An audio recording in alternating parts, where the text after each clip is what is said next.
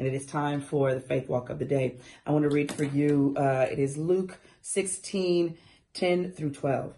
If you are faithful in little things, then you'll be faithful in large ones. But if you are dishonest in little things, you won't be honest with greater responsibilities. And if you are trustworthy about worldly wealth, who will trust you? If you are untrustworthy about worldly wealth, who will trust you with the true riches of heaven? And if you are not faithful with other people's things, why should you be trusted with things of your own? A lot of us have been in places of struggle as it relates to finances and money. And the way you handle your money is as if you'll never get it again.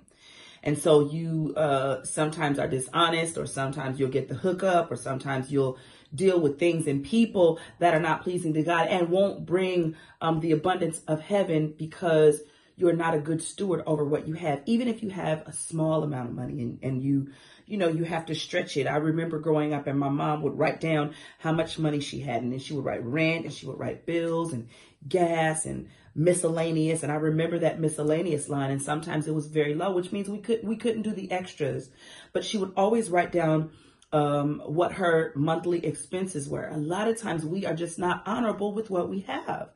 You do random spending, and I'll say, well, I'll go and I'll borrow some money here and borrow some money there. And you don't have the money to pay back the money when you borrow the money. So you're already behind the bullet, trying to just rob Peter to pay Paul, as people say.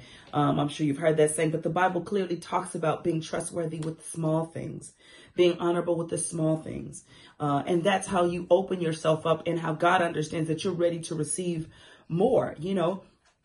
If you don't know how to handle little, you won't know how to handle much. So reevaluate how you handle the things that are in your life. Reevaluate even how you handle the people that are in your life, and especially the finances and the things that you may consider small blessings. They're still blessings.